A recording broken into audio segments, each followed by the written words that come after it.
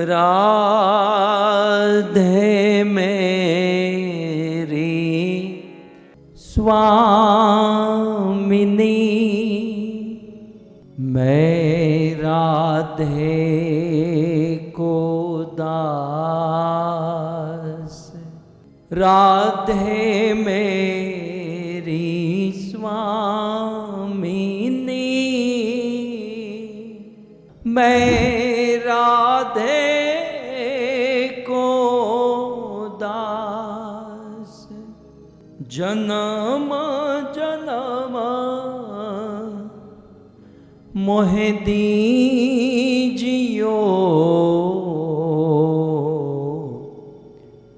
श्री वृंदावनवास,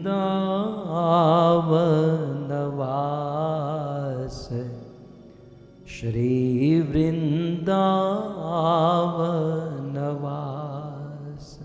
राधा तू बड़ भागिनी,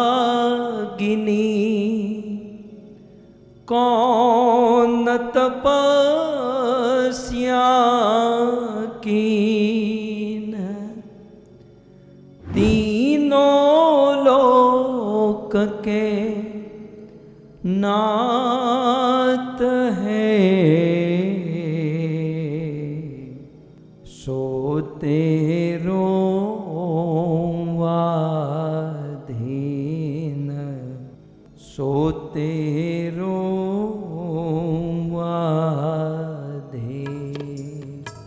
जय राधा माधव कुंज बिहारी, जय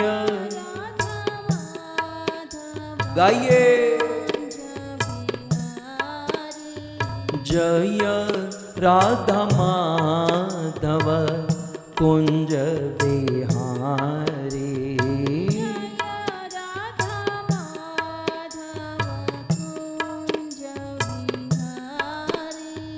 जय राधा माधव कुंज बिहारी, राधा माधव कुंज बिहारी, जय राधा माधव कुंज बिहारी, राधा माधव कुंज बिहारी।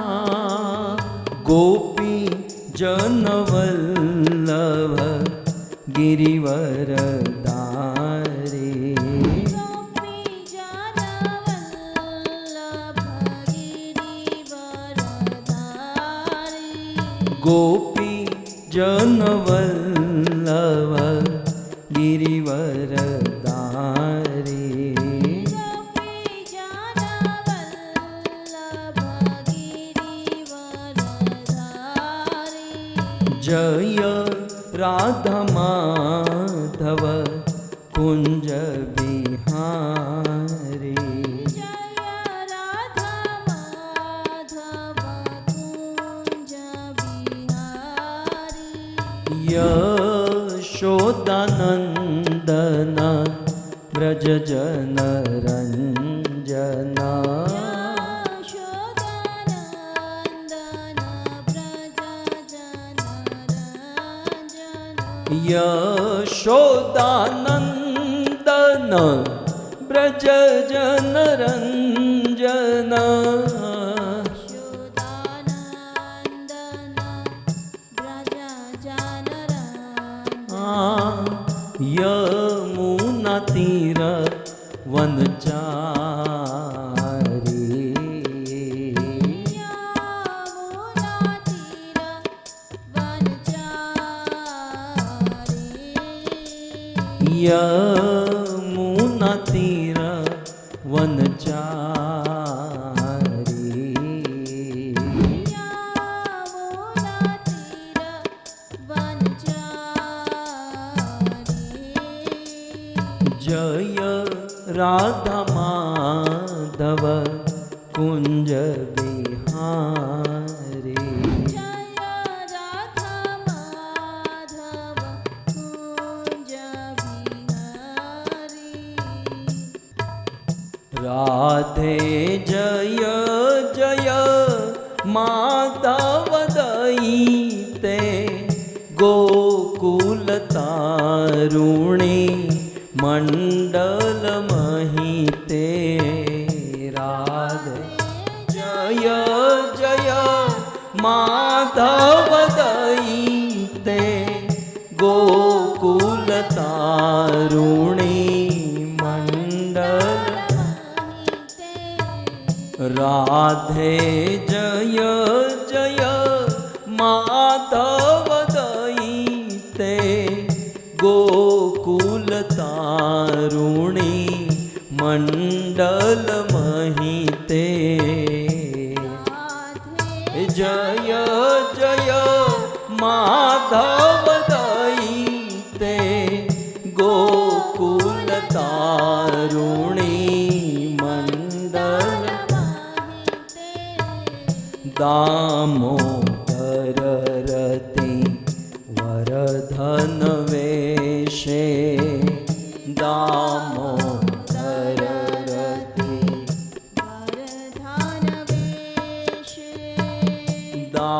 दामोदर रति वरधन वेशे दामोदर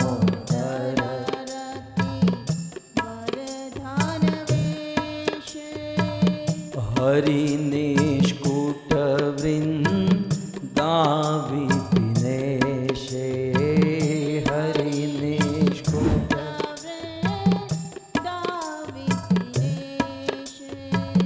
राधे जय जय माधव दयिते गोकुल तारुणी मंडल महिते जय जय माधव दयिते गोकुल तारुणी मंडल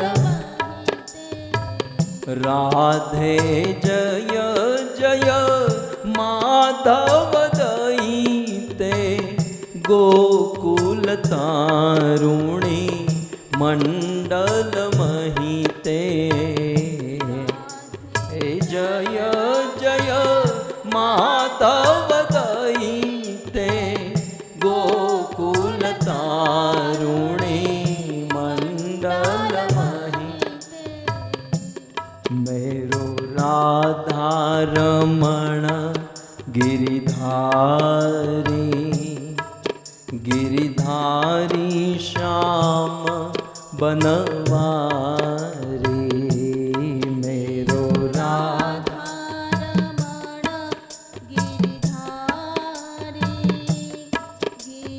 गिरिधारी श्याम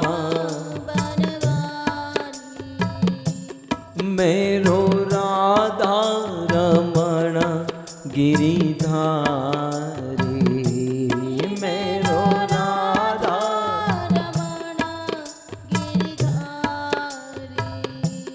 मेरो राधा रमण गिरिधारी गिरिधारी श्याम बनवारी मेरो राधा रमण गिरिधारी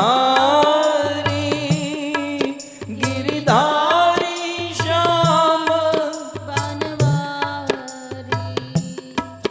गोविंद मेरो है गोपाल मेरो है जय हो श्री बांके बिहारी नंदलाल मेरो है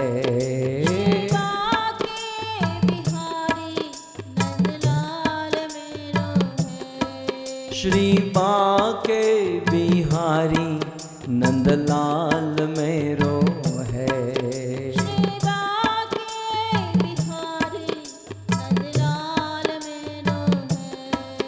गोविंद मेरो है गोपाल मेरो है हो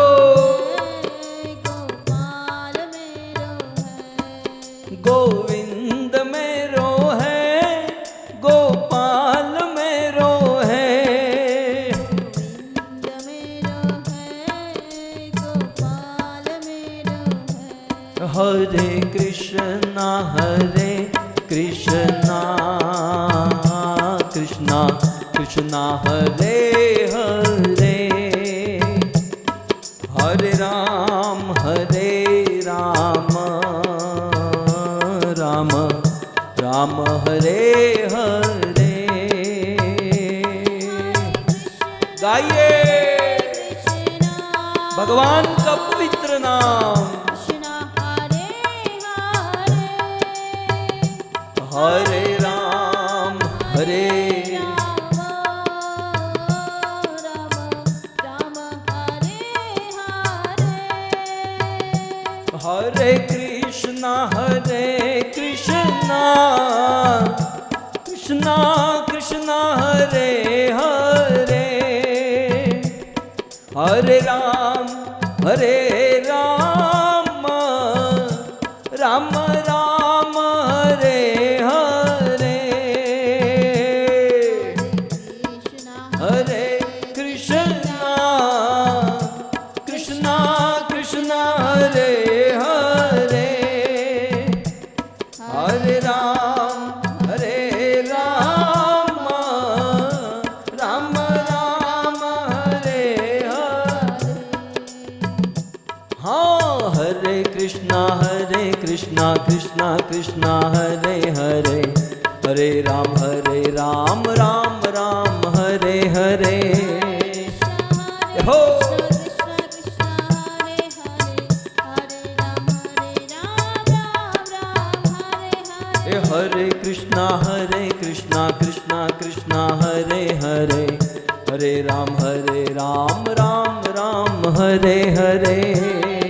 हरे कृष्ण कृष्ण कृष्ण हरे हरे, हरे राम राम हरे हाँ, राधा गोविंद राधा गोविंद राधा गोविंद राधे।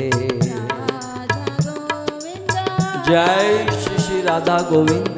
राधा गोविंद राधे। आहा जगन्नाथ जगन्नाथ बलदेव जय सुभद्रा। जय जगन्नाथ।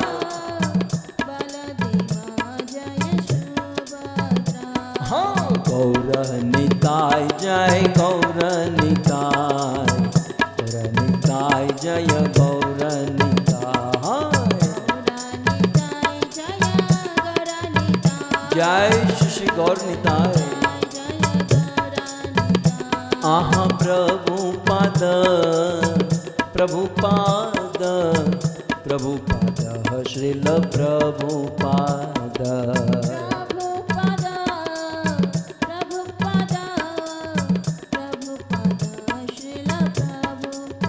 जय जय प्रभुपाद प्रभुपाद प्रभुपाद प्रभुपाद जय जय प्रभु।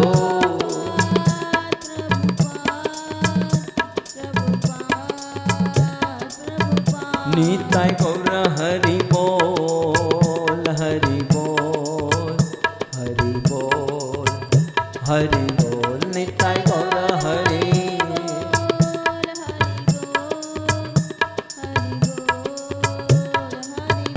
युग धर्म हरि नाम संकीर्तन की, श्री श्री राधा गोविंद भगवान की, श्री जगन्नाथ भगवान की, जगत गुरु शिल प्रभुपाद की। निताय गौर प्रेमानंदे। जय जय श्री राधे, जय जय श्री राधे, जय जय श्री राधे श्याम। आराध्यो भगवान ब्रजेशतनय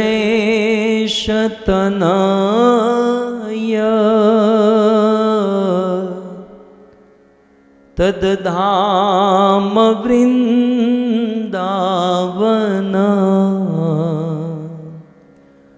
रम्या काचिदुपासना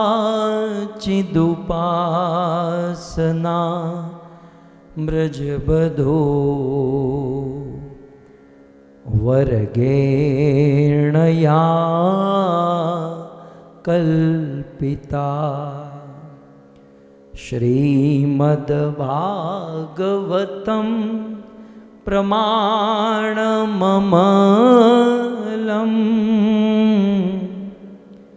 प्रेमापुमर्तो महान्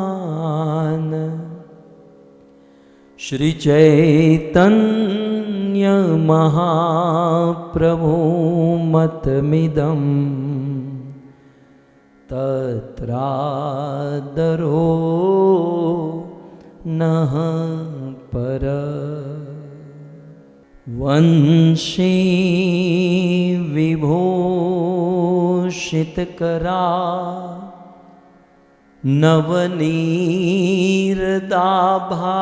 नवनीरदाभात पीताम्बर दरुणबिम्बफल दरोष्ठात् पूर्णेन्दुसुन्दरमुखात् अरविन्दनेत्रात्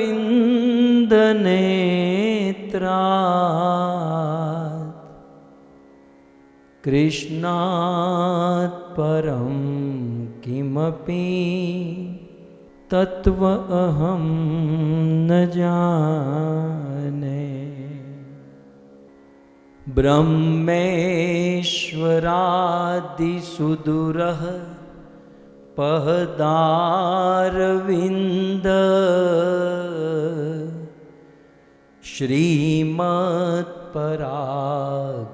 श्रीमत्परागपरमाद् भूतवैभवाया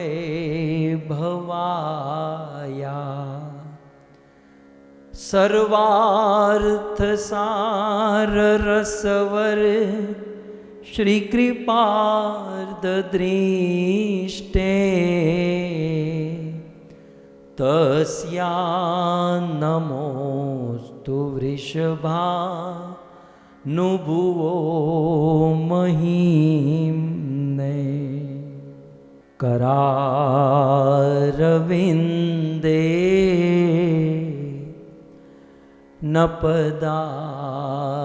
नपदारविन्दं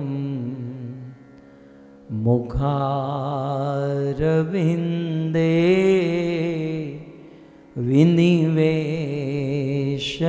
विनिवेशयन्तं वटस्य पत्रस्य पुटे शयानं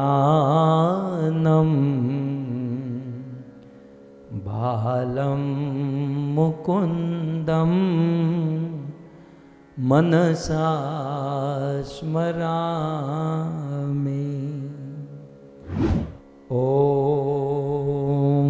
नमो भगवते वासुदेवाय।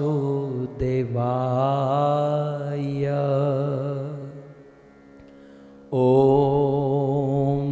नमो भगवते वासुदेवाय।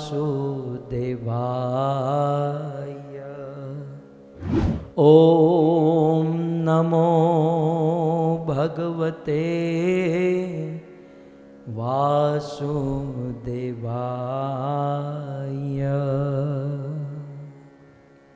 जय जय श्री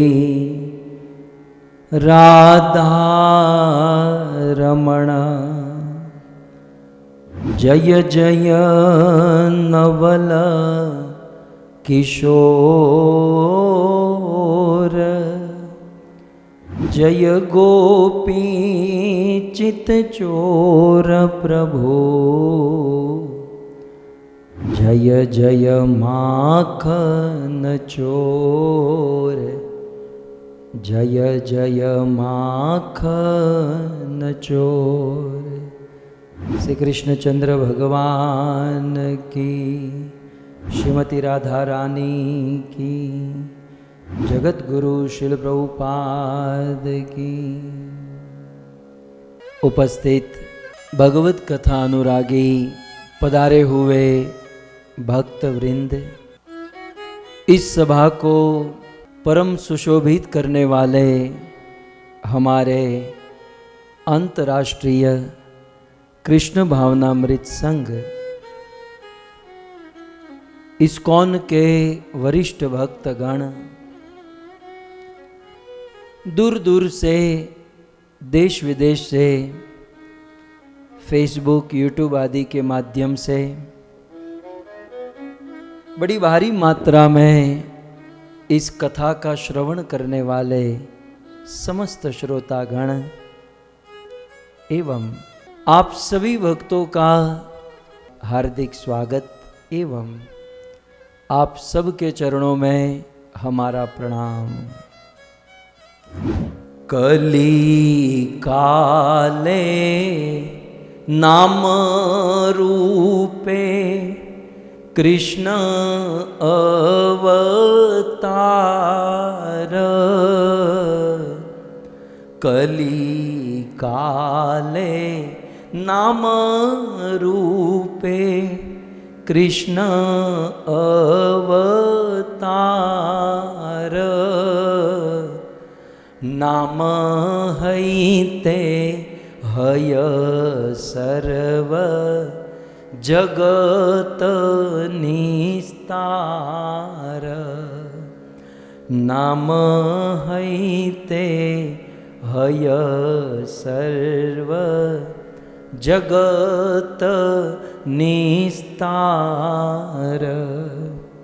नाम बिना कली काले नाही आर धर्म। नाम बिना कली काले नाही आर धर्म। सर्व मंत्र सार नाम येई शास्त्र मर्म। सर्व मंत्र सार नाम येई शास्त्र मर्म।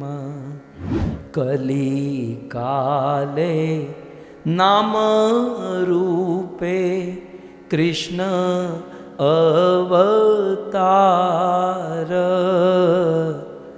नाम हैते हय सर्व जगत निस्तार।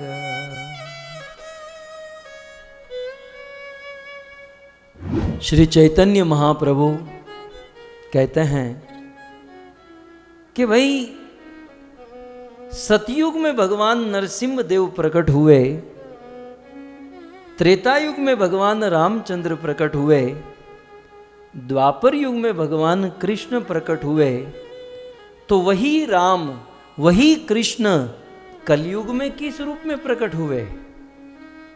जब ये प्रश्न पूछा गया कि वह त्रेता के राम, द्वापर के कृष्ण कलयुग में किस रूप में प्रकट हुए, तब चैतन्य महाप्रभु कहते हैं कली काले, कलयुग में, कली काल में नाम रूपे कृष्ण अवतार। इस कलयुग में कृष्ण का अवतार उनके नाम के रूप में हुआ है। जो भगवान त्रेता में धनुष बाण लेकर प्रकट हुए राम के रूप में, जो द्वापर में बांसुरी और सुदर्शन चक्र लेकर आए, वही भगवान कलयुग में कृष्ण नाम के रूप में प्रकट हुए हैं। सो भक्तों, भगवान का नाम ये कोई साधारण वस्तु नहीं, भगवान का नाम भगवान का अवतार ही है। जैसे भगवान का अवतार सब कुछ करने में समर्थ है, वैसे भगवान का नाम भी सब कुछ करने में समर्थ है। नाम की बड़ी महिमा है भक्तों। तो कहते हैं कि कली युग में भगवान का अवतार उनके नाम के रूप में हुआ है, और नाम है ते हय सर्व जगत निस्तार। नाम से ही, हरि नाम से ही पूरे जगत का, सर्व जगत, पूरे जगत का निस्तार होगा। अब इसका अर्थ तो ये हुआ कि सतयुग में जो भगवान आए, त्रेता में आए, द्वापर में आए, ये तीनों युगों के भगवान ने मिलकर जितना काम नहीं किया उतना काम भगवान के नाम ने कर दिया। क्योंकि नाम के विषय में क्या कहते हैं? नाम है ते हय सर्व जगत निस्तार। ये नाम में इतनी ताकत है कि पूरे जगत का उद्धार कर सकता है। कृष्ण इस धरती पर आए, पूरे जगत का उद्धार नहीं किया। राम इस धरती पर आए, पूरे जगत का उद्धार नहीं किया। लेकिन धन्य है उस कृष्ण और राम का नाम जो पूरे जगत का उद्धार करने में समर्थ है। हरि नाम। आगे कहते हैं, नाम बिना कली काले नाही आर धर्म। इस कलयुग में हरि नाम के बिना और कोई धर्म नहीं है। मैं बार बार कहता आया हूं और कहता रहूंगा, किसी भी वक्ता को परखने के लिए ज्यादा समय की आवश्यकता नहीं। आप 5-10 मिनट प्रवचन में बैठिए और 5-10 मिनट में यदि हरि नाम की महिमा, उनकी कथा का पर्योवसान, कंक्लूजन हरि नाम नहीं है तो वो वक्ता फेल है, उसे सुनने के लायक नहीं है। क्यों? क्योंकि सारे वेद शास्त्र एकमात्र हरि नाम को ही इंगित करते हैं। सारे वेद, सिद्धांत, उपनिषद, कथाएं बनी किसके लिए हैं? एकमात्र हरि नाम के लिए। सो नाम बिना कली काले नाही आर धर्म। पूरी रामायण कहने के बाद गोस्वामी तुलसीदास जी ने क्या कहा? को कहते हैं, यह कली कालन साधन दूजा। इस कलयुग में और कोई दूसरा साधन नहीं। जोग यज्ञ तप, चाहे योग कहो, चाहे यज्ञ कहो, चाहे तप कहो, ये सब भगवान के नाम में निहित है। हरि नाम लीजिए। इस कलयुग में हरि नाम से सारे यज्ञ संपन्न होंगे, सारा तप संपन्न हो जाएगा। पूरी भागवत सुनाने के बाद पूरे भागवत का कंक्लूजन देते हुए नैमिषारण्य में सूत जी ने यही तो कहा, नाम संकीर्तनम यस्य सर्व पाप प्रणाशनम। सो भागवत का कंक्लूजन हरि नाम है, रामायण का कंक्लूजन हरि नाम है, सारे वेदों का कंक्लूजन हरि नाम है। सो नाम बिना कली काले नाही आर धर्म। कलयुग में नाम के बिना और कोई धर्म नहीं है। और सर्व मंत्र सार नाम, यही शास्त्र मर्म। शास्त्र का मर्म, शास्त्र का गूढ़ रहस्य क्या है? कि सर्व मंत्र सार नाम, सभी मंत्रों का सार हरि नाम है। और ऐसे हरि नाम को जप कर, ऐसे हरि नाम का संकीर्तन करके हम हमारे जीवन का उद्धार, कल्याण कर सकते हैं। पुराणों में बहुत बड़ा प्रश्न उठा कि महाराज परीक्षित समर्थ होते हुए भी कलयुग को मारे क्यों नहीं? उन्हें कलयुग को मार देना चाहिए था, समर्थ थे। और परीक्षित ने कलयुग को मार दिया होता तो हम सब लोग आज सतयुग में बैठे होते। सो परीक्षित ने कलयुग को क्यों नहीं मारा? परीक्षित जानते थे कि कलयुग में दोष है। कलेर दोषे निधे राजन, ये कलयुग दोषों का समुद्र है। जैसे समुद्र में पानी ही पानी होता है, वैसे कलयुग में दोष ही दोष भरे हुए हैं। लेकिन इस दोष से भरे हुए कलयुग में अस्ति एक महान गुण है। परीक्षित ने देखा कि एक बहुत बड़ा गुण है, एक महान गुण अस्ति, एक बहुत बड़ा गुण है कलयुग में। और वह इतना बड़ा गुण है जो कलयुग के सारे दोषों को ढक देता है। और वह गुण कौन सा है?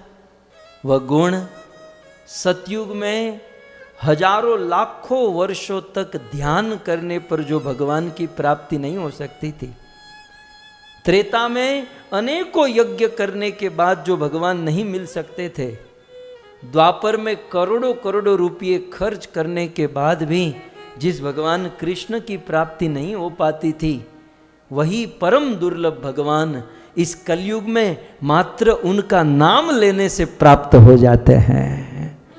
गोस्वामी तुलसीदास जी कहते हैं कि कलयुग युग सम आन नहीं। यदि आप विश्वास करो तो कलयुग जैसा कोई युग नहीं है। सतयुग में जन्म लिए होते ना तो ध्यान कर करके मर जाते, आंखों में कुंडाला पड़ गए होते हैं, सिर नीचे पांव ऊपर करके सिर दर्द हो गया होता। त्रेता में जन्म हुआ होता तो इतने गोरे गोरे दिखाई देते हो ना, सब यज्ञ में बैठ बैठ के आदमी काला नहीं पड़ जाएगा, क्योंकि त्रेता में यज्ञ का विधान है। त्रेता युग में भगवान कैसे मिलते? यज्ञ करके। अब रोज यज्ञ के सामने बैठो, इतना धुआं यज्ञ करके मर गए होते। और द्वापर में जन्म लिया होता, द्वापर में ईश्वर की प्राप्ति परिचर्या धन का खर्च करने से होती है, और आज 1 रुपया भी खर्च करना आदमी का प्राण निकल जाता है। धन्य है हम लोग कलयुग में हैं, जहां ईश्वर प्राप्ति करने के लिए कुछ करने की जरूरत नहीं, केवल हरि का नाम लीजिए और हरि को प्राप्त कर लीजिए। हरे कृष्णा कृष्णा कृष्णा हरे हरे, हरे राम राम राम हरे हरे। सो बहुत सुंदर महाराज परीक्षित ने यह उपाय किया कि केवल भगवान का नाम लेकर भगवान की प्राप्ति।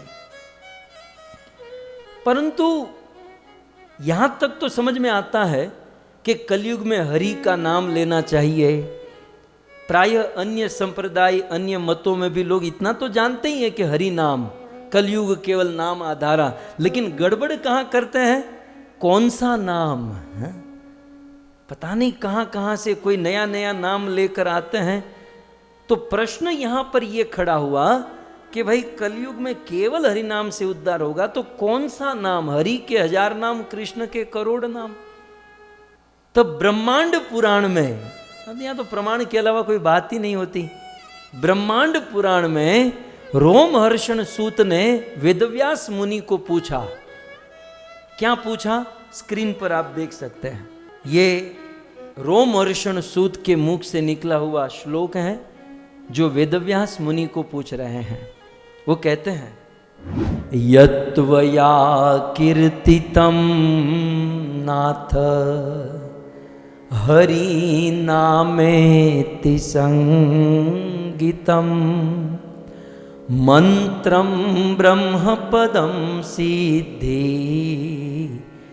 करम तद वदनो विभो करम तद वदनो विभो। हे विभो, हे वेदव्यास जी, कृपया करके आप मुझे यह बताइए कि हरि नाम इति, ये वेदों में, शास्त्रों में हरि नाम हरि नाम, हरि नाम की महिमा, हरि नाम की महिमा, ये बहुत कहा गया और लगभग सब लोग जानते हैं। लेकिन ये हरि का कौन सा नाम हमें लेना चाहिए? क्योंकि हरि के तो बहुत सारे नाम है, उसमें सबसे ज्यादा इफेक्टिव नाम कौन सा है और कलयुग में कौन सा काम करता है? तो वेदव्यास मुनि कृपया करके मंत्रम ब्रह्म पदम, ऐसा मंत्र जो ब्रह्म पद की प्राप्ति करा दे, जो ईश्वर के गोद में बिठा दे, सिद्धि करम, सारी सिद्धियों को मुट्ठी में लाकर रख दे, वदह, कृपया करके ऐसा मंत्र हमें बता दो। रोमहर्षण सूत जी ने यह प्रश्न पूछा, कहां पर? ब्रह्मांड पुराण में। और इसका उत्तर श्री वेदव्यास मुनि देते हुए कहते हैं, वेदव्यास मुनि कहते हैं, गृह्णात यस्य मंत्रस्य देहि ब्रह्ममयो भवेत। हे रोमहर्षण सूत, मैं जो मंत्र कहने जा रहा हूं, इस मंत्र का उच्चारण करने से क्या होगा? गृह्णात, इस मंत्र को ग्रहण करने से, यस्य जो व्यक्ति मंत्रस्य गृह्णात, इस मंत्र को ग्रहण करेगा, कौन? देही, देहधारी जीव। हम सब लोग देह में है ना, भटकती हुई आत्मा तो कोई नहीं बैठी यहाँ जूम पर, खैर वो तो लॉगिन हो भी नहीं सकती है।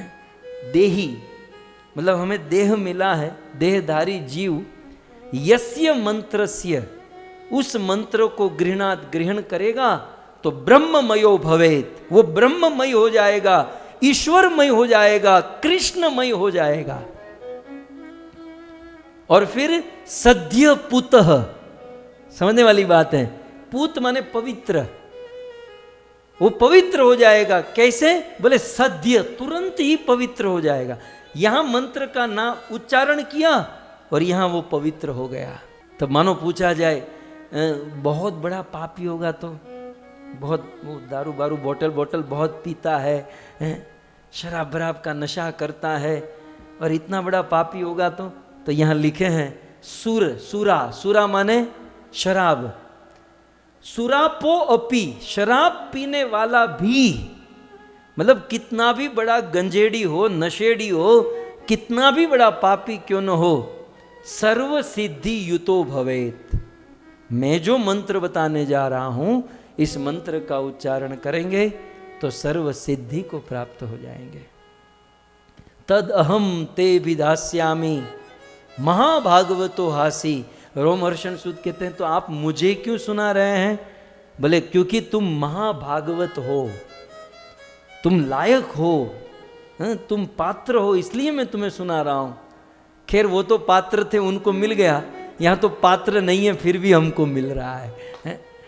सो प्रभुपाद की ये कृपा है। सो क्योंकि तुम महाभागवत हो इसलिए। तब रोमहर्षण सूत ने कहा तो जल्दी बोलो महाराज, जल्दी बताओ वो मंत्र कौन सा है। तब कहते हैं हरे कृष्ण कृष्ण कृष्ण हरे हरे, हरे राम राम राम हरे हरे। वो मंत्र ब्रह्मांड पुराण में वेदव्यास मुनि रोमहर्षण सूत को ये मंत्र बताए, हरे कृष्ण कृष्ण कृष्ण हरे हरे, हरे राम राम राम हरे हरे। और बिल्कुल इस मंत्र को कहने के बाद तुरंत इसके साथ ही जुड़ी हुई 2 लाइन है इस मंत्र के विषय में। कहते हैं इति, ये जो मंत्र है षोडशकम, जिसमें 16 नाम है। इति षोडशकम नामना, जिसमें 16 नाम है। त्रिकाल कल्मष नाशनम, ये तीनों काल, भूत भविष्य वर्तमान, तीनों काल के कल्मष का नाश कर देता है। और बहुत सुंदर बात कहते हैं कि न अतः परतर उपाय, इस महामंत्र के अलावा परतर माने दूसरा और कोई उपाय न अतः है ही नहीं। कैसे आपने पता लगाया? बोले सर्व वेदेषु विद्यते। वेदव्यास मुनि कहते हैं कि मैंने ही तो वेद लिखे हैं ना, तो सारे वेदों को लिखने के बाद, सारे वेदों को कहने के बाद, न अतः परतर उपाय, इस महामंत्र के अलावा किसी जीव को शुद्ध होने के लिए, सुखी होने के लिए और श्याम सुंदर की प्राप्ति करने के लिए और कोई उपाय नहीं है। आज हमारा परम सौभाग्य है, वेदों का सार, शास्त्रों का सबसे ऊंचा जो महामंत्र है, उस महामंत्र का आश्रय लेकर हम सब भजन भक्ति में लगे हुए हैं और अपने जीवन को धन्य कर रहे हैं। इसके पीछे एक और मात्र एक जगत गुरु शिल प्रभुपाद की कृपा है। और शिल प्रभुपाद जी ने इन्हीं दिनों अमेरिका में आकर इस महामंत्र का प्रचार किया और पूरी दुनिया को आप्लावित किया। ब्रह्मेश्वरादि सुदूर पादारविंद श्रीमत्पराग परमाद भूतवैभवाया।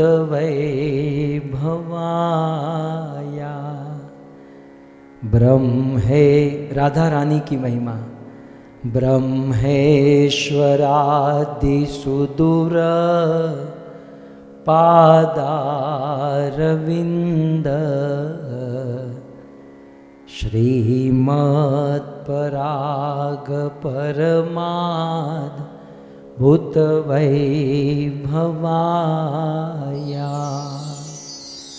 सर्वार्थसाररसवर श्रीकृपार्द दृष्टे तस्या नमोस्तु वृषभानुभुवो महिम्ने तस्या नमोस्तु वृषभानुभुवो महिम्ने। श्रीमती राधा रानी की अद्भुत अद्भुत महिमा का वर्णन श्री प्रबोधानंद सरस्वती जी ने किया है। आप देखिएगा गत सत्र में वे राधा रानी की महिमा बताते हुए क्या कहे, तस्या नमोस्तु वृषभानुभुवो दिशेपि। मैं राधा को प्रणाम नहीं करता, राधा जी के चरणों को भी प्रणाम नहीं करता। अरे जहां राधा जी रहती हैं उस धाम को, उस बरसाना को भी प्रणाम नहीं करता। मैं तो उस दिशा को प्रणाम करता हूं जिस दिशा में राधा रहती है, और जिस दिशा से आने वाला पवन कृष्ण को स्पर्श होकर अपने आप को धन्याति धन्य मानता है। तो कल दिशा को प्रणाम किया। आज आप देखोगे दूसरे श्लोक का अंतिम शब्द तस्या नमोस्तु वृषभानुभुवो महिम्ने, आज भी राधा को प्रणाम नहीं है। महिम्ने माने राधा की महिमा को मैं प्रणाम करता हूं। राधा तो अभी बहुत दूर है, राधा रानी की जो महिमा है उस महिमा को मैं शत शत वंदन करता हूं। तो क्या है श्रीमती राधा रानी की महिमा? भक्तों, किसी भी व्यक्ति की महिमा उनके चरणों से शुरू होती है। भगवान के दर्शन की ये परिपाटी है, ईश्वर के दर्शन की यह विधि है कि जब भी मंदिर के दर्शन खुलते हैं तो दास की दृष्टि ईश्वर के चरणों में होती है। तो आगे राधा रानी की लीला और बहुत कुछ बातें आएगी, लेकिन राधा रानी के चरण और चरण में लगी हुई रेणु, उस रज की महिमा, उस चरण धूलि की महिमा यहां पर बताने जा रहे हैं। कैसी है महिमा? शब्द को जरा समझने का प्रयास, शब्द को पकड़ने का प्रयास कीजिएगा। ये शब्द ही वास्तविक हीरे मोती और हमारा धन है। ब्रह्मेश्वरादि सुदूर पादारविंद। सबसे पहले हम इस पर चर्चा करें तो पादारविंद, श्रीमती राधा रानी के पदारविंद, उनके चरण कमल, केवल प्रथम लाइन की जो अर्धाली है उस पर हम चर्चा करेंगे, फिर धीरे धीरे आगे बढ़ेंगे। तो पादारविंद, श्रीमती राधा रानी के पदारविंद, पद माने चरण, अरविंद माने कमल, पदारविंद माने चरण कमल। सो राधा रानी के चरण कमल कैसे हैं? तो कहते ब्रह्म ईश्वर आदि, ब्रह्म माने ब्रह्मा जी, ईश्वर माने शिव जी, और आदि शब्द से सनत कुमार, नारद, बड़े बड़े ऋषि मुनि। राधा रानी के चरण कमल कैसे हैं? ब्रह्मा, शिव, नारद, सनक, सनातन आदि के द्वारा सुदूरः, शब्द देखिए, सुदूरः माने ब्रह्मा भी राधा के चरणों से दूर ही नहीं, सुदूर, बहुत दूर है। शिव जी भी बहुत दूर है। तो इस प्रकार से ये बड़े बड़े लोग श्रीमती राधा रानी के चरणों से दूर है। और हम लोग क्या कहते हैं? राधे तेरे चरणों की यदि धूली तो मिल। सस्ती है, इतनी सस्ती धूली है? राधे की चरणों की धूली इतनी सस्ती नहीं है। ब्रह्मेश्वरादि सुदूरह पदार विंद।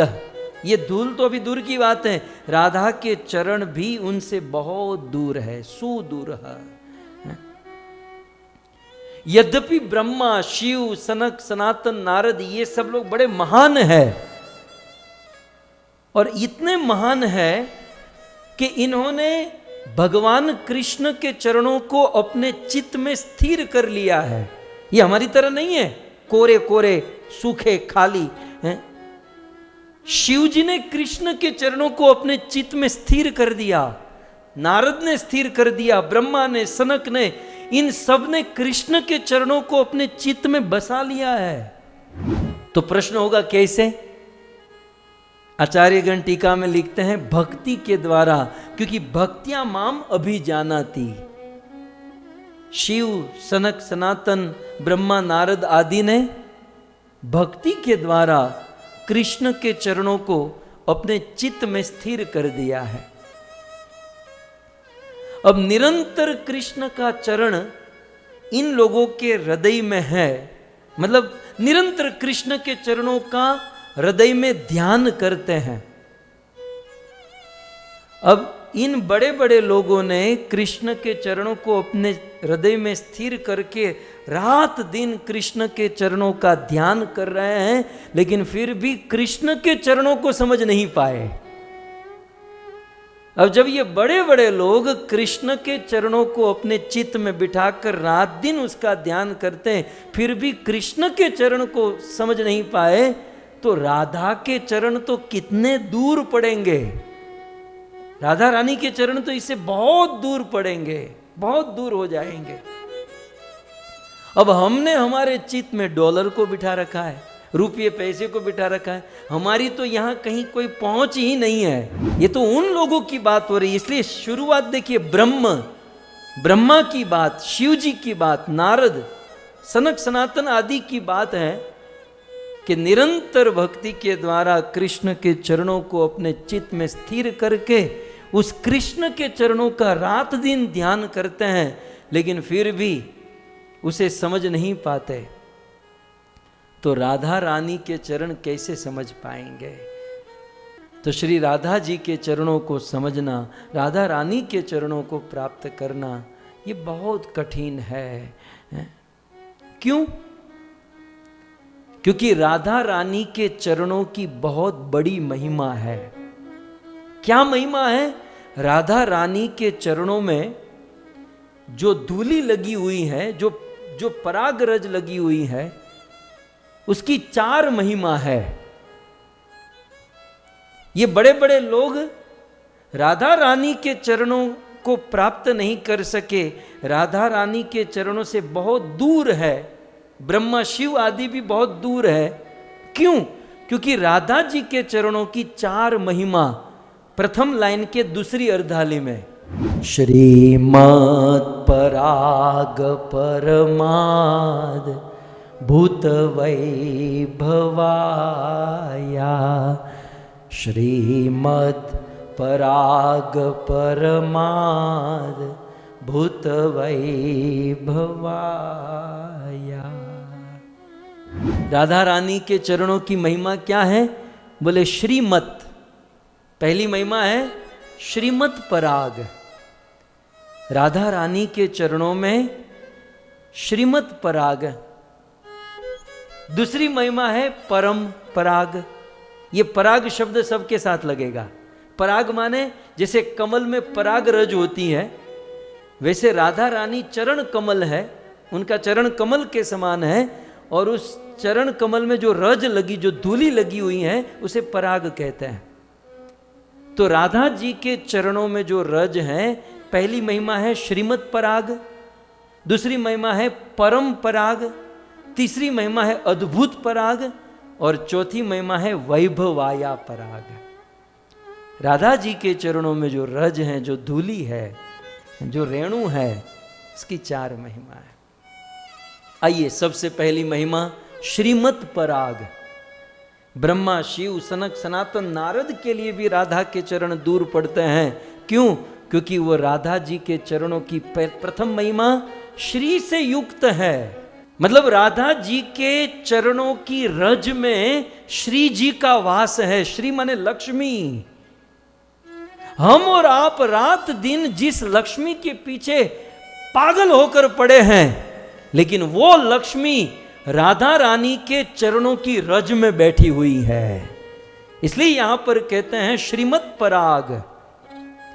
राधा रानी के चरणों का पराग वो रज में श्री है, लक्ष्मी जी है। तो अब सीधा मन में प्रश्न होगा, बोल देने से तो चलेगा नहीं ना, प्रमाण चाहिए है? कि भाई राधा रानी के चरणों में लक्ष्मी जी कहां से आ गई? चरणों में नहीं, राधा रानी के चरणों की रज में लक्ष्मी जी ने अपना स्थान कहां, कब, कहां, कैसे प्राप्त किया? जब भगवान श्री कृष्ण इस धरती पर गोकुल में वृंदावन में प्रकट हुए, यह बात वैकुंठ में लक्ष्मी जी को पता चल गई। और लक्ष्मी जी ने सोचा कि ये मेरे पति तो सोते रहते हैं और यही मेरे पति का एक तत्व कृष्ण स्वयं भगवान धरती पर आए हैं, तो कुछ लीला माधुरी में मैं वहां पर जाऊं और कृष्ण के साथ रास करूं। यह सोचकर लक्ष्मी जी धरती पर आई कृष्ण के साथ लीला करने हेतु। लेकिन जब ब्रज वृंदावन में आई तो लक्ष्मी जी को कहा गया कि यदि कृष्ण की लीला में भाग लेना है तो राधा रानी के अनुगत्य होना होगा, गोपियों के अनुगत्य होना होगा। अब लक्ष्मी का स्वभाव आप समझ सकते हैं। वो लक्ष्मी छोड़िए, उस लक्ष्मी की थोड़ी भी कृपा दृष्टि संसार के आदमी पर हो जाती है ना, वो पैजे में से बाहर हो जाता है, जमीन से 2 फीट ऊपर चलता है। थोड़ी भी लक्ष्मी की कृपा हो जाए तो साक्षात लक्ष्मी को कितना अभिमान होगा। बोले मैं कृष्ण को पाऊंगी, लेकिन कोई गोपी के पीछे नहीं चलूंगी, कोई राधा के पीछे नहीं चलूंगी, मैं अपने बल से मैं डायरेक्ट कृष्ण को पाऊंगी।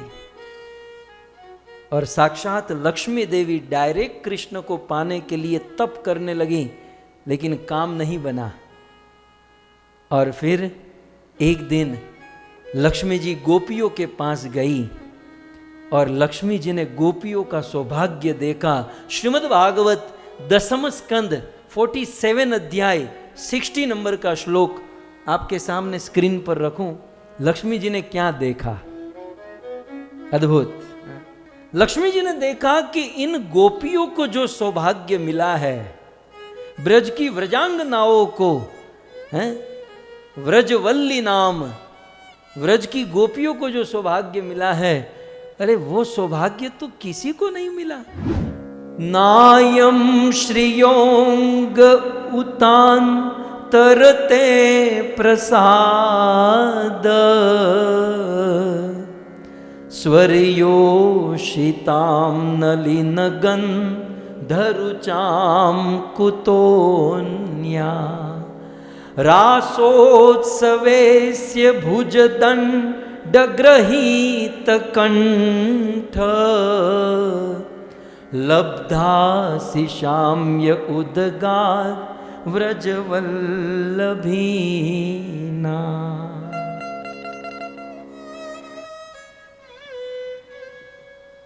लक्ष्मी जी ने देखा कि न अयम श्रिय, अयम अयम माने मैं साक्षात लक्ष्मी हूं और एक दृष्टि से इसी कृष्ण के स्वरूप विष्णु की पत्नी हूं, लेकिन मेरे जैसी लक्ष्मी को वह सौभाग्य नहीं मिला। न अयम श्री, श्री माने लक्ष्मी, मेरे जैसी लक्ष्मी को, और मैं कौन हूं? अंग, मैं इसका आधा अंग हूं, लेकिन फिर भी न अयम, मुझे वह सौभाग्य नहीं मिला। और किसको नहीं मिला? नितांते प्रसाद स्वयोषिताम नीलगंध रुषाम कुतोन्या। और जिनके शरीर से कमल की गंध आती है, उन देवताओं की पत्नियों को भी, देवांगनाओं को भी वह सौभाग्य नहीं मिला। नहीं तो देवियों तो बहुत ऊंची होती है ना, स्वर्ग में रहने वाली हैं।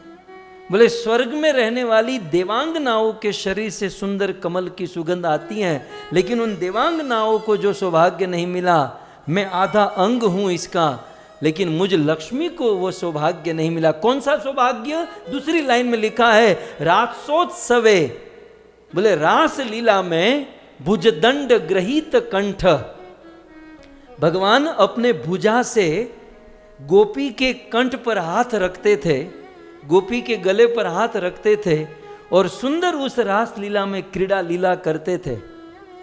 तो रासोत्सवेस्य भुजदंड ग्रहीत कंठ बहुत गुह्य भाव भी होता है, लेकिन मैं उसे छोड़ देता हूं। आपकी जो ऊंचाई पहुंच है तो आप समझ सकते हैं, परंतु जो सौभाग्य वो लक्ष्मी जी देख रही है कि रासोत्सवे, रास उत्सव में अपने भुजाओं से गोपियों के गले में हाथ रखकर जो लीला, जो क्रीड़ा हो रही है, वो लाभ, अंतिम शब्द आप देखिए, व्रजवल्लभी नाम।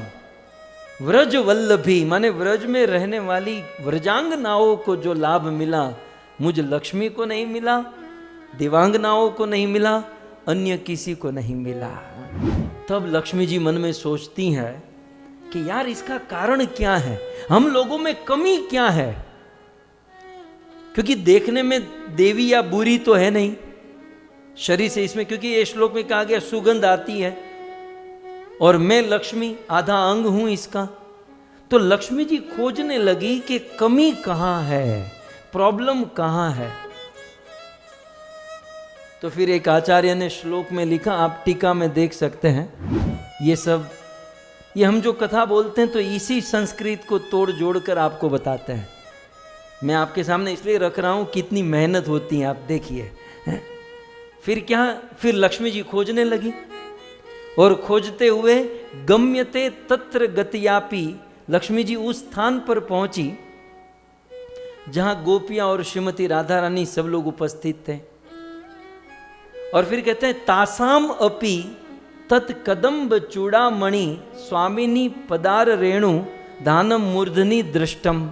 वे स्थान पर लक्ष्मी जी गई और लक्ष्मी जी ने क्या देखा कि ये जितनी भी गोपियां हैं जिनके गले में श्याम सुंदर हाथ रखकर खड़े रहते हैं या उन गोपियों के साथ लीला करते हैं, तो इन व्रजांगनाओं को ये सौभाग्य कैसे मिला? लक्ष्मी जी ये खोजने गई तो लक्ष्मी जी ने अपनी नरी आंखों से क्या देखा? आदाय मूर्धनि यदा पुरुषाद गोप्य। लक्ष्मी जी ने देखा कि वे व्रज की गोपियां राधा रानी के चरणों की रज अपने मस्तक पर लगा रही है। मतलब राधा रानी के चरणों की रज मस्तक पर लगाने के कारण श्याम सुंदर उन गोपियों को, उन सखियों को ये सौभाग्य दे रहे थे। अब लक्ष्मी जी ने निर्णय लिया कि मुझे भी वह सौभाग्य यदि चाहिए तो राधा रानी के चरणों में, उस रज में वास करना होगा। इसलिए आगे आचार्यगण लिखते हैं कि श्रीय अपि, लक्ष्मी जी होकर भी निजानन पाइनत्वेन, अपने एक अंश से कमलात्व विश्रतु यापी, कमला नाम से, लक्ष्मी जी का एक नाम है कमला और कमलवासिनी, तो कमलवासिनी रूप में कमला नाम से लक्ष्मी जी तत्परागे स्थिति, राधा रानी के चरणों की रज जिसको पराग कहते हैं, वहां पर स्थिति, वहां स्थित हो गई। तो लक्ष्मी जी राधा रानी के चरणों की पराग में स्थित हो गई। अतः श्रीमत्व परागस्थ इति अर्थ। इसलिए इस श्लोक में अब आपको दो दो दिखाना पड़ेगा क्योंकि ये मूल श्लोक है और नीचे उसकी टीका है। तो इसलिए आप देख सकते हैं श्रीमत पराग, इसलिए यहां पर कहा गया कि राधा रानी के चरणों की जो रज है वो श्रीमत, श्री से युक्त है, क्योंकि उसमें लक्ष्मी जी का वास है। और इसलिए राधा जी के चरण या राधा जी के चरण की रज को श्री निवास कहते हैं। राधा जी के चरण की रज कैसी है? श्री निवास, श्री जी का निवास है। हम लोग अपना निवास बनाते ना, हमारा घर, हमारा बंगलो, तो श्री जी का, लक्ष्मी जी का निवास कहाँ है? राधा के चरणों की रज में। यह है प्रथम महिमा। तो ब्रह्मा, ईश्वर, शुक, सनातन, नारद जहां राधा रानी के चरणों तक पहुंच नहीं पाते। क्यों? क्योंकि उनके चरणों की महिमा प्रथम यह है कि उनके चरणों में लक्ष्मी जी निवास करती है। दूसरा, राधा रानी के चरणों की दूसरी महिमा आप ऊपर के श्लोक में दूसरी लाइन में देखिए, वह कहते हैं परम, दूसरा है परम। एक तो हो गया श्रीमत, श्रीमत माने श्री से युक्त है राधा चरण रज। दूसरा, राधा रानी के चरण कैसे हैं? तो कहते हैं पराग परम अद्भुत। दूसरा है परम अद्भुत, केवल परम को लेंगे। राधा रानी के चरण के रज की दूसरी महिमा है परम।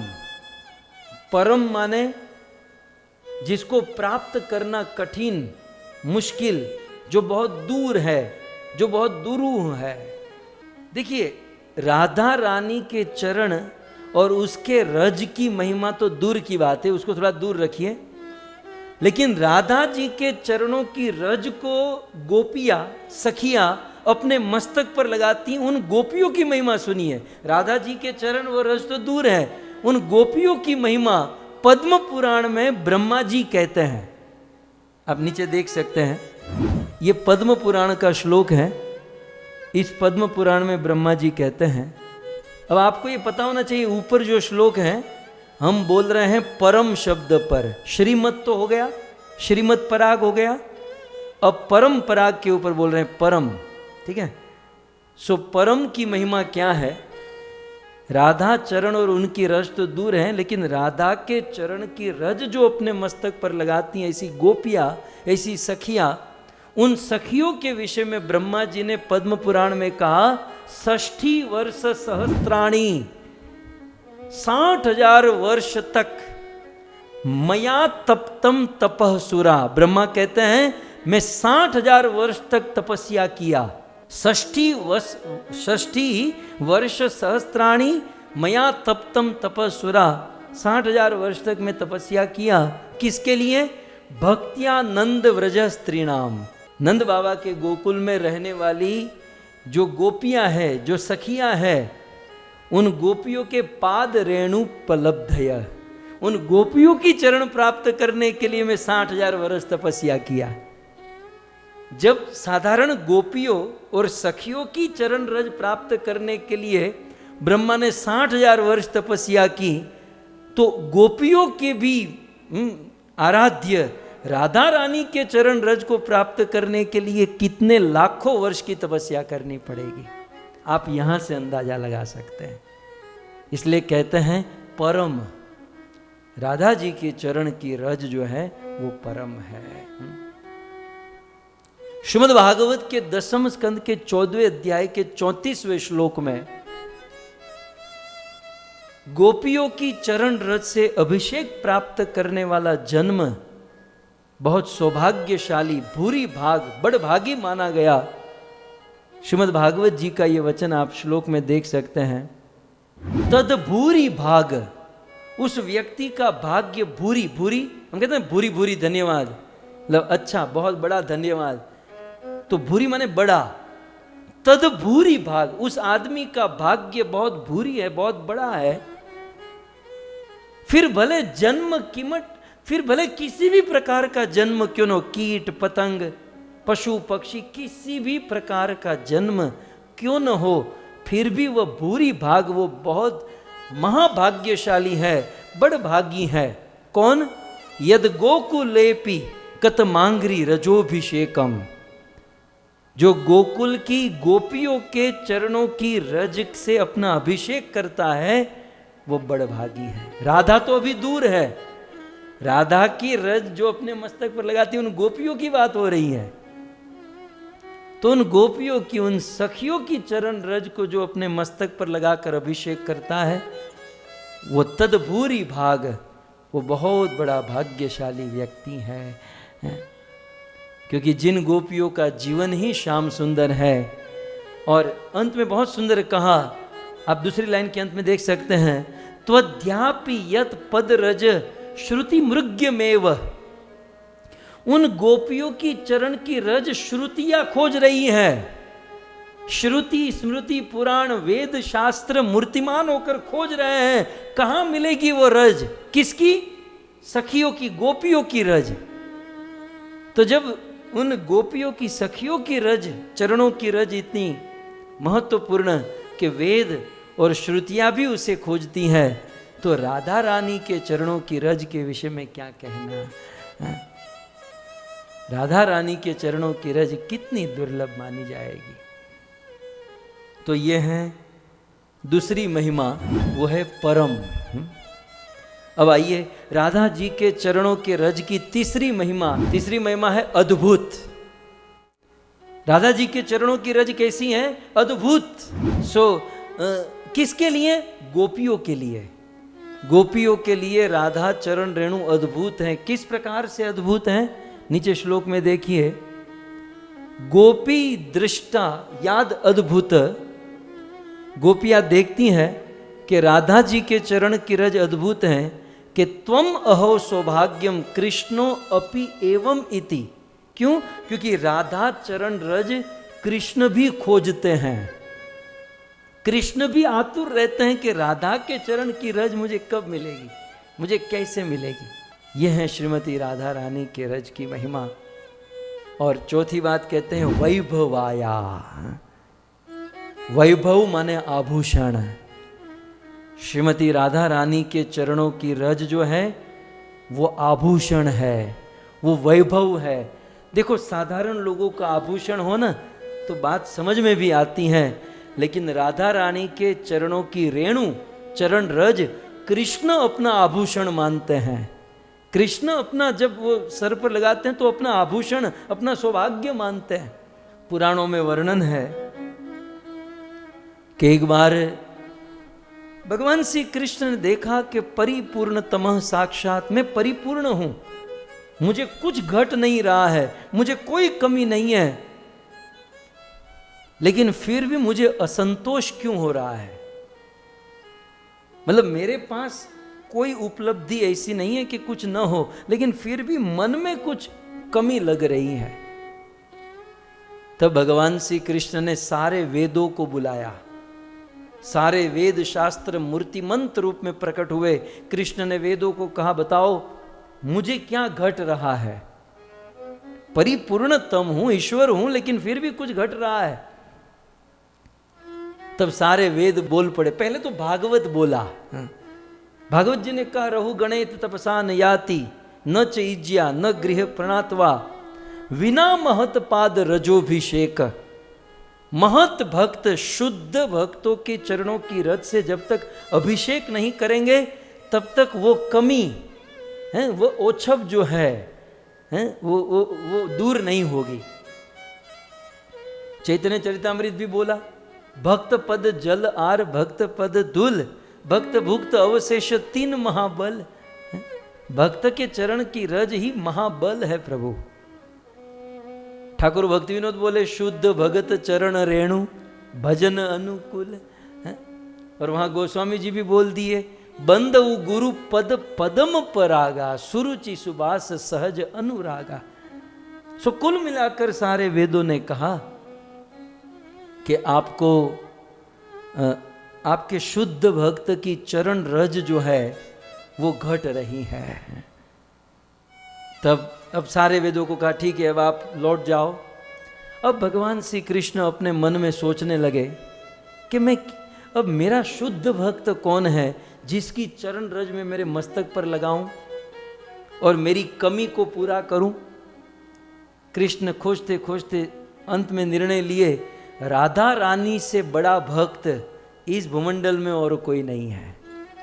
आने दो आज राधा रानी को। उस दिन सावन का महीना था, झूला चल रहा था। राधा रानी ने सुंदर झूला सजाया, कृष्ण को झूले पर बिठाया।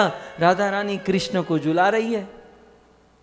थोड़ी देर झूलने के बाद कृष्ण राधा से कहते, राधे एक काम करो, आज मुझे तुम्हें झुलाने का मन हो रहा है। तो राधा को झूले पर बिठाया और कृष्ण झुलाने लगे। अब यूं तो पीछे से झुलाया जाता है, कृष्ण पीछे से ऐसे धक्का देने लगे, झूला झूलने लगा। अब तेज गति से जब झूला चलने लगा, जब झूला पीछे जाते हैं तो चरण ऐसे होते हैं, और जब आगे आता है तो बिल्कुल चरण ऐसे स्विंग होता है। कृष्ण जब झूला तेज गति से चलने लगा, कृष्ण आगे आ गए और राधा रानी के चरण जब ऐसे सीधे आगे आ रहे थे, कृष्ण ने अपने दोनों हाथ से राधा जी के चरणों की रज लेकर अपने सिर पर अभिषेक कर दिया। अखिल ब्रह्मांड नायक भगवान कृष्ण राधा रानी के चरण रज को अपने मस्तक पर लगाकर अपना सौभाग्य मानते हैं। आप जयदेव गोस्वामी को याद कीजिए। वैसे तो जयदेव जी ने ये श्लोक लिखा और लिखकर उसे पहुंच दिया। जयदेव गोस्वामी ने ये लिखा अपने गीत गोविंद में, स्मर गरल खंडनम मम शिरसि मंडनम देही पद पल्लवम उदारम। फिर सोचा कि यार ये ठीक नहीं है, मेरे मन में ये बात तो आई, लेकिन कृष्ण ऐसा राधा को कहेंगे कि अपना चरण मेरे मस्तक पर रख दो? कृष्ण भगवान है, राधा प्रेमी उनकी सेवक है। पोंछ दिया और स्नान करने चले गए। भगवान से नहीं रहा गया, स्वयं कृष्ण जयदेव गोस्वामी का रूप लेकर आए। पद्मावती देखा कि मेरे पति अभी गए अभी आए, भोजन किया और कहा कि जरा वो मेरी किताब लाओ। जयदेव जी ने जिस इस श्लोक को निकाल दिया था, भगवान ने स्वयं अपने हाथों से लिख दिया। स्मर गरल खंडनम। कृष्ण राधा रानी को कहते हैं कि अपना चरण कमल मेरे मस्तक पर रखो और मेरे मस्तक की शोभा को बढ़ा दो। सो इस प्रकार भगवान श्री कृष्ण के चरणों की जो महिमा है वो अद्भुत है। 4 प्रकार की ये महिमा बताकर कहते हैं कि बड़े बड़े लोगों को द्वारा इसे प्राप्त करना कठिन है। चलो यहाँ पर इतना पहली लाइन समझ में आ गई कि जो श्रीमत, जिस चरण रज में लक्ष्मी जी बैठी हैं, जो परम है, अद्भुत है और वैभव वाली है, और उस चरण रज को प्राप्त करना ब्रह्मा, शिव, नारद, शुक, सनातन के लिए भी कठिन है। तो फिर हमारे जैसे लोग तो नर्वस ही हो जाएंगे कि जब इतने बड़े बड़े लोगों का की पहुंच नहीं है तो हम तो सोचना ही बंद कर दें, हमें कैसे प्राप्त हो सकती है श्रीमती राधा रानी के चरणों की रज। बोले एक उपाय है, यद्यपि बड़े बड़े लोग पहुंच नहीं पाए, लेकिन एक उपाय है। और वो उपाय क्या है आप दूसरी लाइन में देख सकते हैं। सर्वार्थ सार रस वर्षि कृपार्ध दृष्टे। सर्व अर्थ सार रस वर्षि, बहुत सुंदर यहां पर वर्णन है कि सर्व अर्थ सार, सर्व सभी प्रकार के अर्थ। अर्थ का मतलब क्या होता है? धन, धर्म, अर्थ, काम और मोक्ष। तो अर्थ माने धन। तो सर्व अर्थ सार, सभी अर्थों का सार क्या है? सभी अर्थों का सार है भगवान की भक्ति।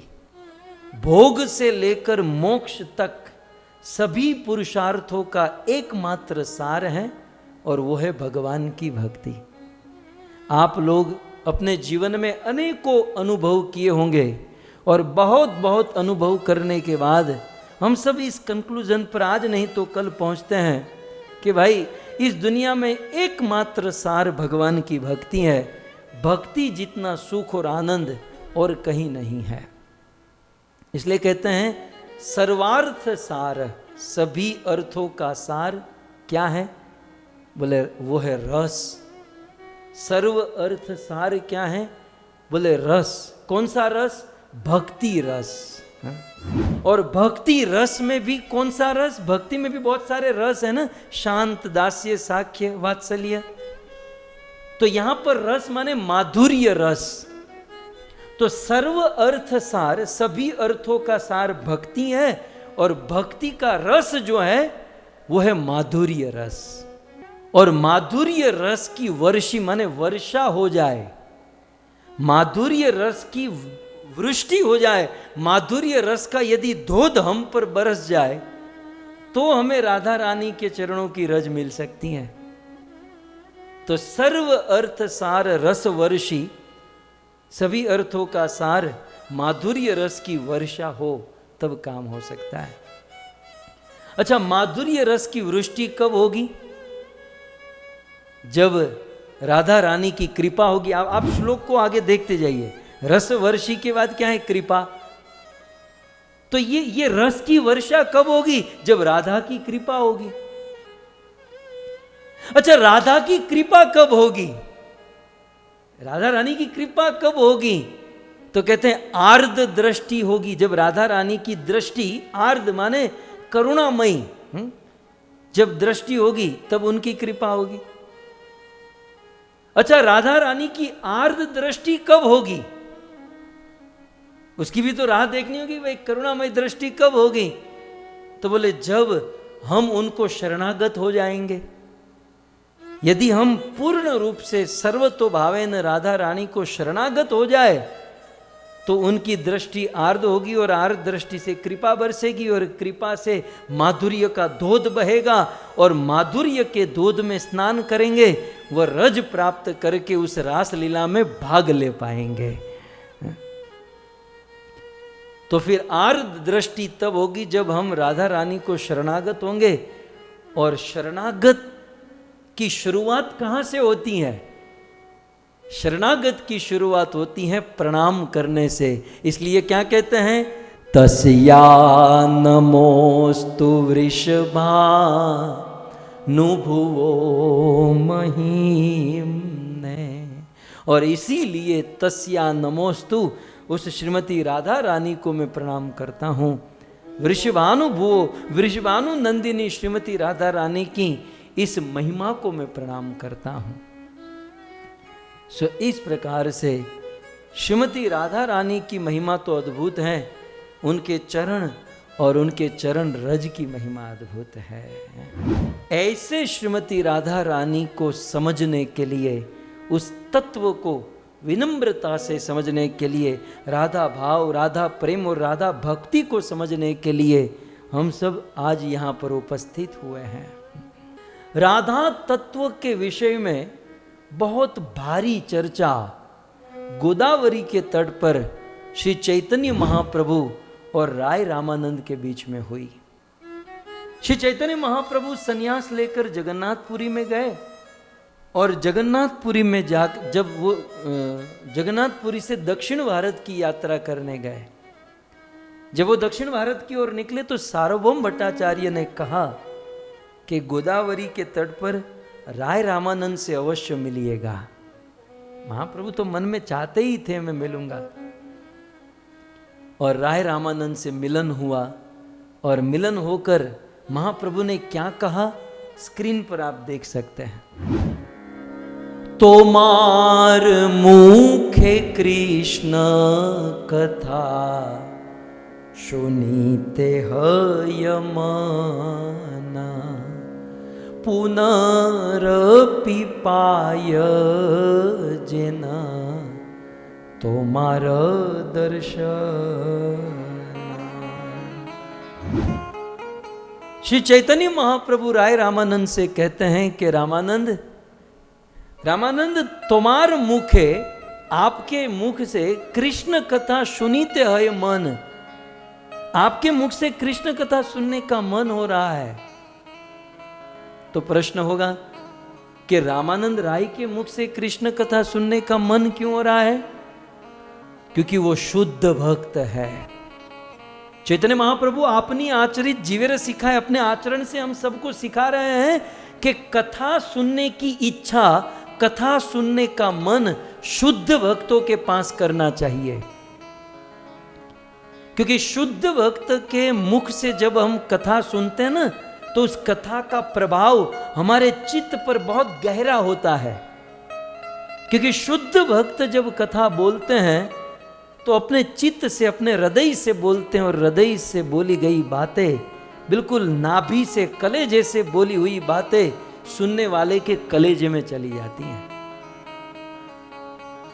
और यदि भाव न हो, प्रेम न हो, भक्ति न हो, ऐसे वक्ता से कथा सुनते हैं तो इस कान से बात जाती, यहां से निकल जाती है, कोई प्रभाव नहीं, कोई असर नहीं। केवल भाई આપણા ગુજરાતમાં ડાયરાનું બહુ ચલણ છે। ડાયરા થાય ને, ડાયરો થાય, આખી રાત ભજન, રામકૃષ્ણના જ ભજન હોય, નરસિંહ મહેતાના જ, મીરાબાઈના જ ભજન હોય। અને આખી રાત હજારો માણસો બેસીને એને સાંભળે, પણ છતાંય સવારમાં હતા એવા ને એવા. હા, એનું કારણ એ જ કે ગાવા વાળો પોતે પવિત્ર નથી, गाने वाला शुद्ध नहीं है तो रात भर उसे सुनो, सुनने वाला भी शुद्ध नहीं हो सकता. आज चैतन्य महाप्रभु राय रामानंद को कहते हैं कि आपके मुख से कृष्ण कथा सुनने की इच्छा हो रही है. क्योंकि राय रामानंद कौन? राय रामानंद द्वापर युग की विशाखा सखी, जो कृष्ण से बिल्कुल निकट रहने वाली गोपी, राधा के निकट रहने वाली गोपी कृष्ण को, राधा को तत्व से. अब राधा रानी के बारे में ललिता और विशाखा से ज्यादा और कौन जान सकता है? तो आज चैतन्य महाप्रभु मानो विशाखा को, राय रामानंद को कहते हैं कि तुम्हारे मुख से मैं कृष्ण कथा, राधा कथा को सुनना चाहता हूं. और भक्तों, राय रामानंद कलयुग में, द्वापर युग में विशाखा सखी थे, कलयुग में वे भवानंद राय के पुत्र के रूप में प्रकट हुए. भवानंद राय, जिसको चैतन्य महाप्रभु महाराज पांडु कह के बुलाते थे कि ये पांडु है. भवानंद राय के 5 पुत्र, गोपीनाथ पटनायक, वाणीनाथ पटनायक, कलानिधि, सुधानिधि और रामानंद राय. तो ऐसे रामानंद राय के पास श्री चैतन्य महाप्रभु राधा तत्व, कृष्ण तत्व सुनने की जिज्ञासा कर रहे हैं. रामानंद राय ने कहा कि अभी दोपहर का समय है ना, यहाँ बहुत लोग हैं, एक काम करो, मैं रात को आऊँगा. हाँ? और हम लोग रात को कथा कहेंगे, रात को कथा सुनेंगे, आप और मैं, और कोई होगा नहीं. उसी दिन रात को चैतन्य महाप्रभु स्नान करके एकांत स्थान में पहुंचे और रामानंद राय एकांत में आए चैतन्य महाप्रभु के पास. क्या किया आकर? कहते हैं, नमस्कार केल राय प्रभु केल आलिंगने, दुई जन कृष्ण कथा कयसे स्थान. राय रामानंद अपने वचन के अनुसार आए और आकर क्या किया? चैतन्य महाप्रभु को नमस्कार किया. प्रत्येक भक्त का धर्म है, प्रत्येक व्यक्ति का. यदि आप मुझे मानते हो तो जब भी कोई आपसे बड़ा भक्त मिले तो मिलते ही उसे प्रणाम कीजिएगा. प्रणाम में बहुत ताकत होती है. प्रणाम करने से कृपा के भाजन हो जाते हैं. नमस्कार केल राय, राय रामानंद ने नमस्कार किया चैतन्य महाप्रभु को. और दूसरा पक्ष ये भी है कि यदि आपको कोई नमस्कार करता है, यदि वो आपकी बराबरी का है तो आप उनको नमस्कार करो, आपसे बड़े हैं उनको नमस्कार करो. लेकिन यदि वो आपसे छोटा है तो उनको प्रणाम मत करने दो, उसे उठाकर अपने आलिंगन में भर लो. चैतन्य महाप्रभु ने यह किया. रामानंद ने प्रणाम किया, लेकिन महाप्रभु केल आलिंगन, नहीं राय, आपका स्थान चरणों में नहीं, मेरे हृदय में है. यह कहकर महाप्रभु ने राय रामानंद को गले लगा लिया. अब मन में प्रश्न होगा कि चैतन्य महाप्रभु ने राय रामानंद को गले क्यों लगाया? क्योंकि वो कथा बोलने वाला है, वो राधा तत्व को सुनाने वाला है. जो भगवत कथा गाता है, जो भगवान के नाम को गाता है, भगवान उसे अपने हृदय में बसा लेते हैं, भगवान उसका आलिंगन कर लेते हैं. सो नमस्कार केल राय रामानंद ने नमस्कार किया. प्रभु केल आलिंगन, दुई जने कृष्ण कथा कय से ही स्थाने. और फिर दोनों टाइम वेस्ट नहीं किए, कृष्ण कथा शुरू किए. लेकिन एक बड़ा महत्वपूर्ण पॉइंट है दूसरी लाइन के अंत में कि दुई जने कृष्ण कथा शुरू कर दिए, लेकिन कहां जाकर शुरू किए? सेई स्थाने. अब ये सेई स्थान पाठ भेद में, एक तो सेई स्थान का अर्थ है एकांत स्थान है. किसी अन्य लिपि में यहां शब्द लिखा है सेई स्थान नहीं, एकांत स्थान लिखा है. इसका अर्थ ये समझ लीजिए आप, तो किसी लिपि में रह स्थाने भी लिखा है, सेई स्थाने, रह स्थाने, एकांत स्थाने, जो भी है. राय रामानंद और चैतन्य महाप्रभु कृष्ण कथा सुनने बैठे, वो स्थान कैसा था? एकांत स्थान था। भगवत चर्चा, भगवत कथा के लिए स्थान की बड़ी महिमा है, और वह स्थान कैसा होना चाहिए? एकांत स्थान होना चाहिए। एकांत स्थान। अब एकांत का अर्थ तो समझना होगा।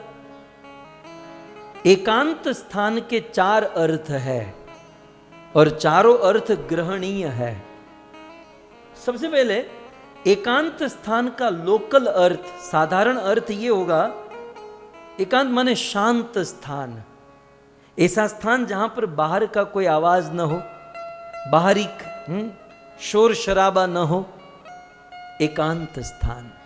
आप लोग कभी हमारी कथा का आयोजन करो तो एकांत स्थान रखना, पीपी पापा वाला मत रखना।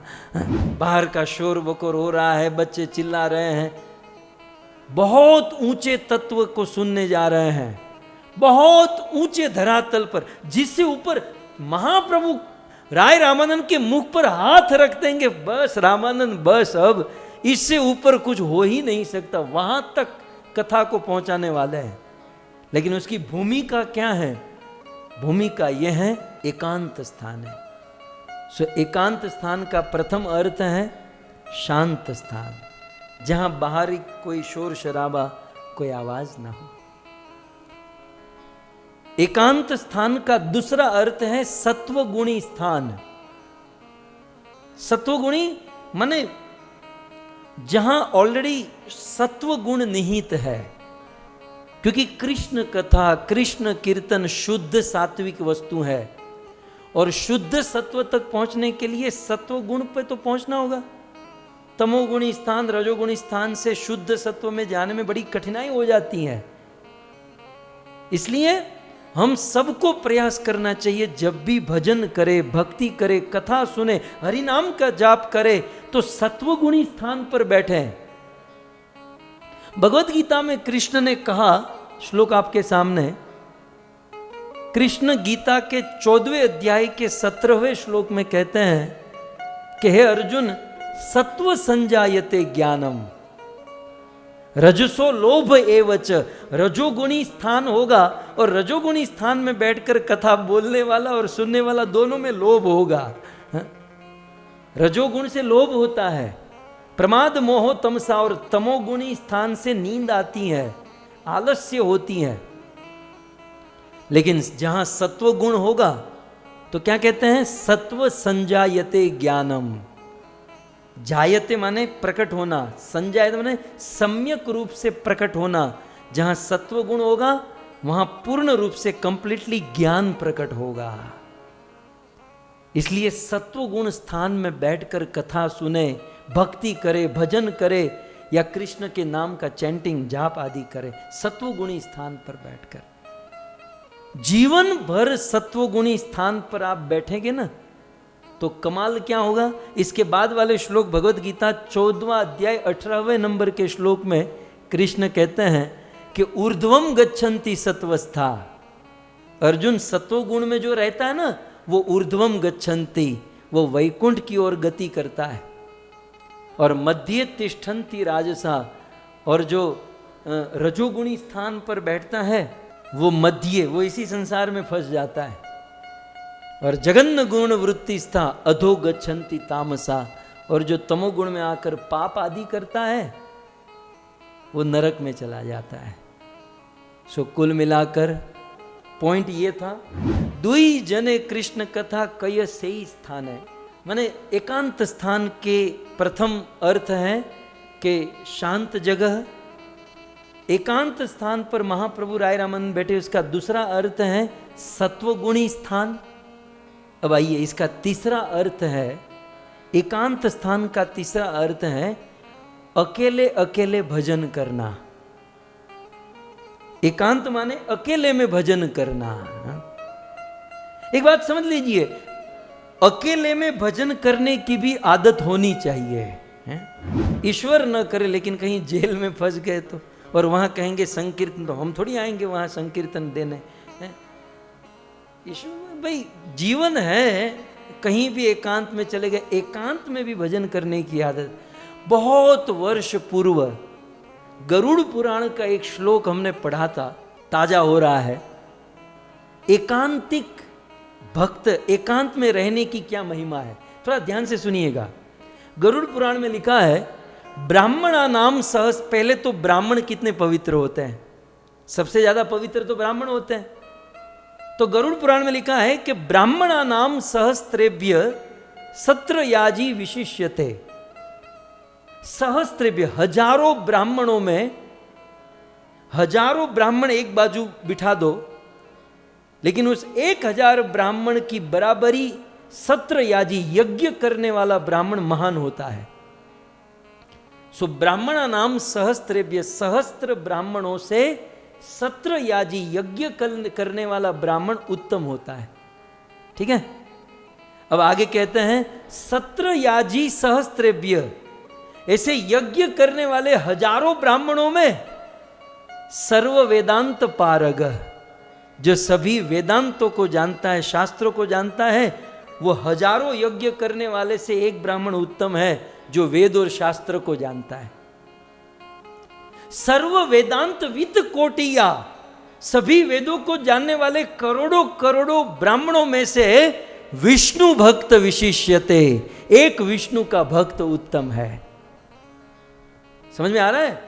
ब्राह्मणा नाम सहस्त्रेभ्य सत्र याजी विशिष्यते, सत्र याजी सहस्त्रेभ्य सर्व वेदांत पारग, सर्व वेदांत वित कोटिया विष्णु भक्त विशिष्यते, विष्णु का एक भक्त उत्तम है। और फिर अंत में गरुड़ पुराण में लिखा है कि वैष्णवा नाम सहस्त्रेभ्य, सहस्त्र हजारों हजारों वैष्णवों में वैष्णवा नाम सहस्त्रेभ्य एकांत एको विशिष्यते,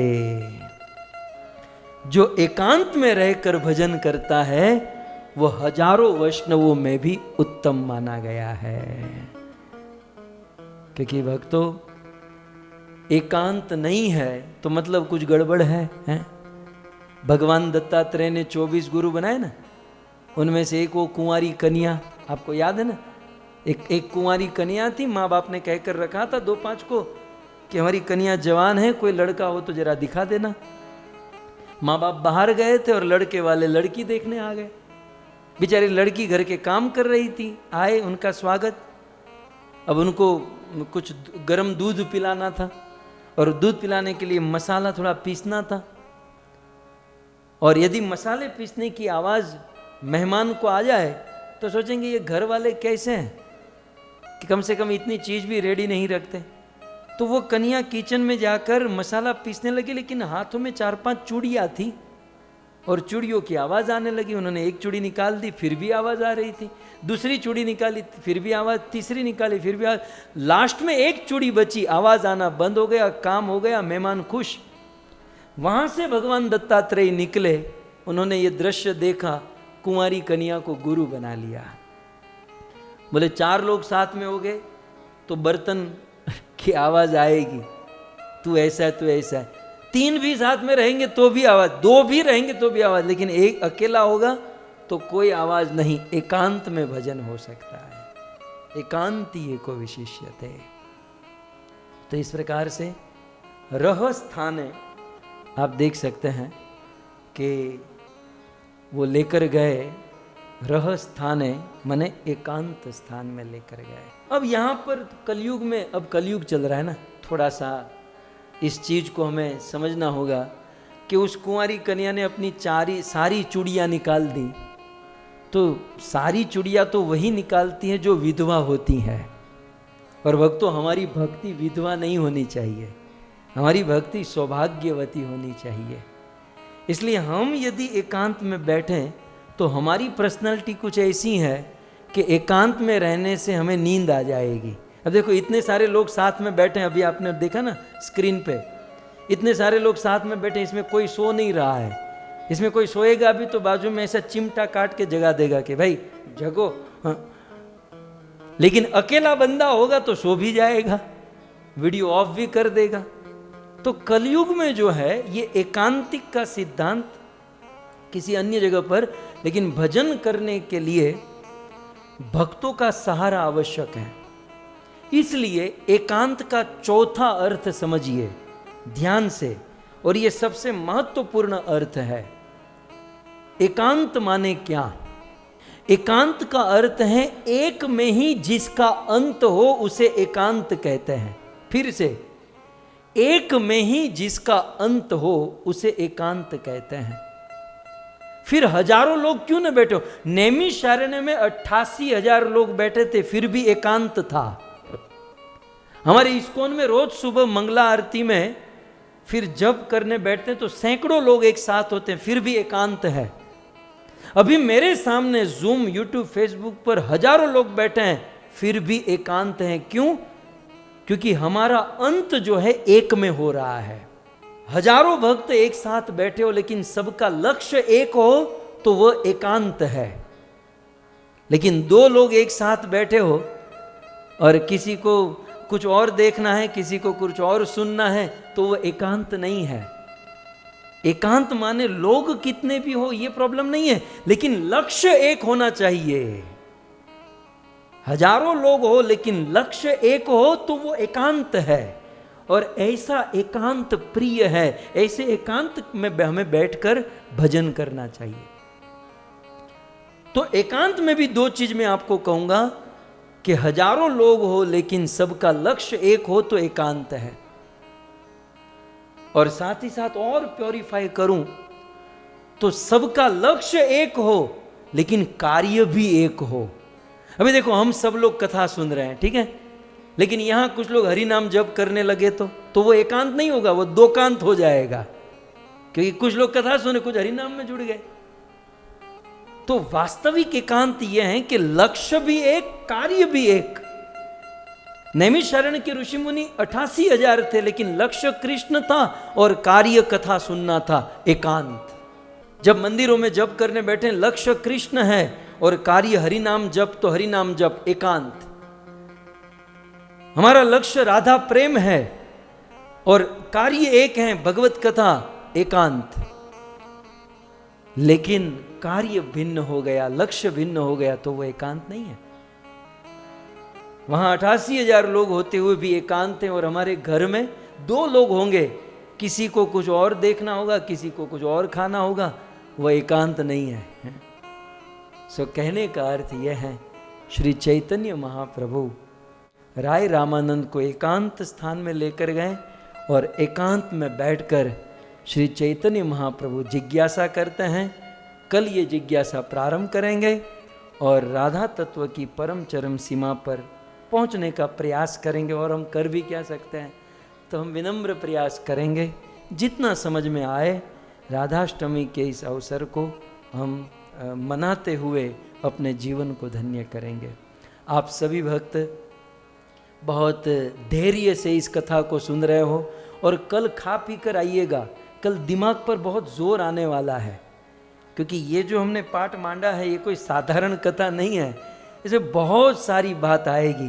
क्योंकि चैतन्य महाप्रभु राधा रानी है, राय रामानंद विशाखा सखी हैं, और दोनों सखियां बैठकर जो चर्चा करेगी और जो बाल की खाल निकालेगी और जो तत्व के ऊपर चर्चा होगी वो अद्भुत है।